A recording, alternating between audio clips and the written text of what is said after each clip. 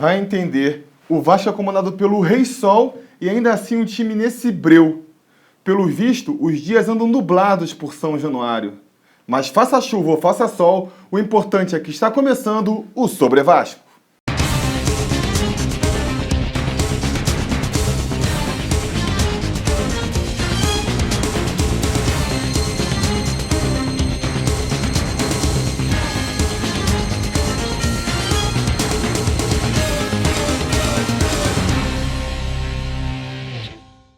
Fala Vascaíno, eu sou Felipe Tiru e esse é o Sobre Vasco, o programa onde a gente sofre e conversa sobre o Vasco. E bora falar da nossa Via Crucis no Brasileirão. A semana terminou com mais uma derrota do Vasco, então nada do que eu mostrar pra vocês aqui no gráfico de desempenho Sobre Vasco vai ser muita surpresa, né? Sim, o Vasco continua na zona vermelha, cada vez mais distante da faixa azul que, lembremos, é a zona que nos livra do rebaixamento. Na comparação com nossas melhores e piores campanhas, também nada mudou. Continuamos com um desempenho pior do que tivemos em 2008, o que nunca é boa notícia. Tudo bem, não devemos lamentar a derrota pro Atlético lá em Minas, que já era esperada, e sim um empate com o Inter e o Goiás em casa, quando deveríamos ter feito mais pontos. Esse raciocínio tá certo. O problema é que quando você começa a perder os pontos que não podia perder, precisa começar a ganhar os pontos que não dava para ganhar também, para equilibrar a coisa. Se não, vemos isso que estamos vendo aí, Vascão na zona de rebaixamento. Falando especificamente do jogo da semana, é fácil pra gente agora, depois do leite derramado, criticar a formação do Doriva, jogando com 3 atacantes contra o Galo fora de casa. Mas não vou cair nessa não. Primeiro, porque não acho que encher o meu campo de volantes e tentar segurar o Galo lá atrás fosse resolver. É difícil segurar um time como o Galo por 90 minutos chamando ele para o seu campo. Segundo, porque acho que essa formação podia ter funcionado. Jogar com 2 atacantes rápidos pelas laterais podia garantir bons contra-ataques, ou no mínimo forçar o adversário a prender uns zagueiros na defesa para neutralizar a jogada. O problema é que não basta ter esquema, precisa ter jogador. Se nossos laterais não conseguem marcar, se nosso meio-campo não consegue sair com a bola rápido, se nossos atacantes não conseguem dar procedimento às jogadas, aí não tem esquema que funcione. Ah, mas testar uma formação inédita bem num jogo difícil desse é complicado, né? É, mas não tinha muito jeito também. Primeiro porque o esquema antigo não estava exatamente funcionando. Segundo, porque com a suspensão do Dagoberto, o Doriva ia ter que mudar o esquema de qualquer jeito. O que ele podia ter feito era, já que vai mudar o esquema, evitar promover junto as 2 estreias da semana, Riascos e Diguinho. Custava ter começado o jogo com jogadores mais entrosados com o grupo, caramba. Porque o Lucas, que não comprometeu nas vezes que entrou durante o jogo, não teve uma chance de começar a partida e tentar mostrar seu valor. Não, preferiu colocar o Diguinho, mesmo fora de forma. Do mesmo jeito, por que não começar o jogo com o Iago, que é imaturo, cai, muitas vezes irritante, mas que sempre que entra, mal ou bem, tenta alguma coisa e, bem orientado, ainda pode crescer como jogador? Não. Os jogadores mais novos e os garotos da base são sempre preteridos em favor de nomes mais consagrados, mas não necessariamente melhores. O caso do Riascos é emblemático. Semana passada, antes de oficializarem a contratação, eu já adiantava.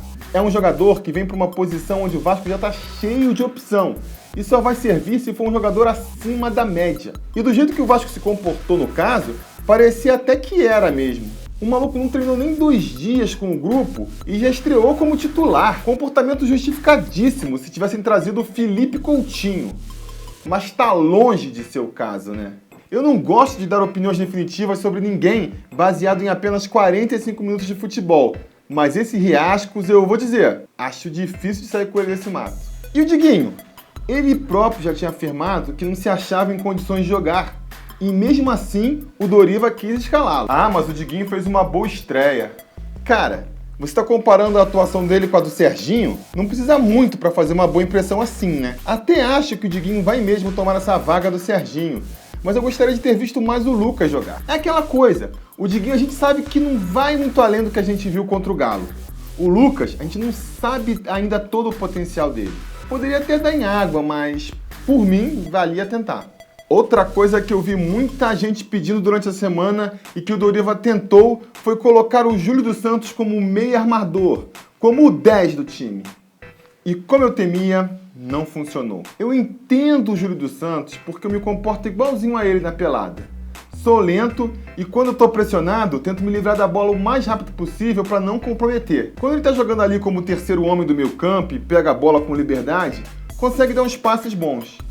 Quando pega a bola na fogueira, pode reparar, quase sempre sai um passe horrível.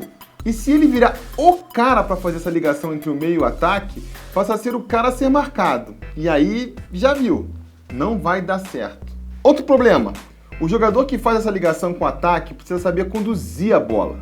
Ele tem que pegar a bola ali no meio e, se não tiver alguém para lançar, sair ele mesmo carregando a gorduchinha para criar uma oportunidade de gol. O Júlio, lento como uma jamanta, não consegue fazer isso. Não é que eu acho que o Júlio dos Santos é um imprestável e queria ele fora do time. Com um elenco completamente acéfalo que a gente tem, onde se tem uma enorme dificuldade de dar um passe certo, ele acrescenta bastante valor no meio campo.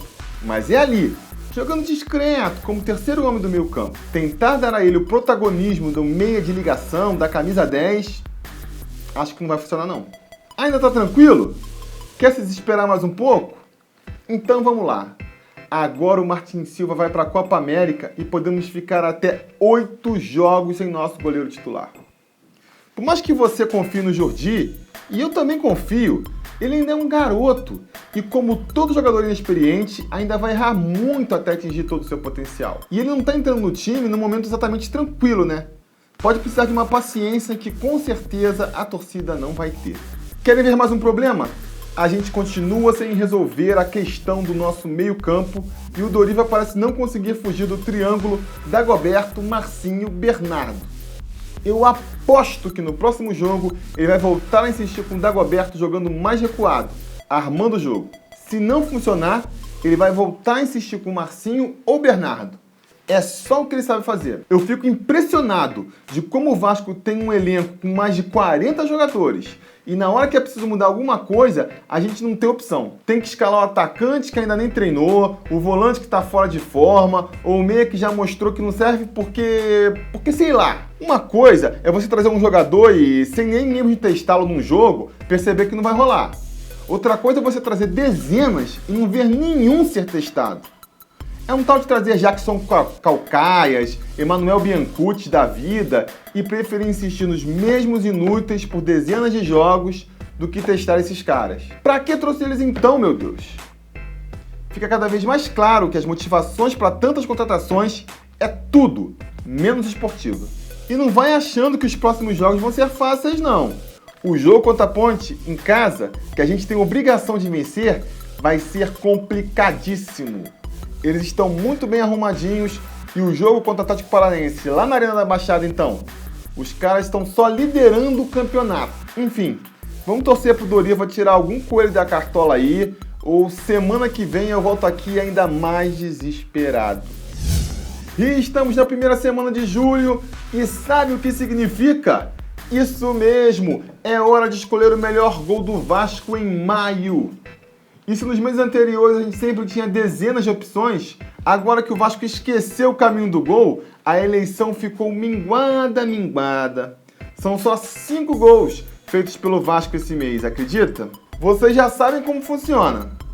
Assinem o canal no YouTube, curtam nossa fanpage no Facebook, sigam nosso perfil no Twitter e deixem aí no comentário qual gol vocês acharam o melhor de maio.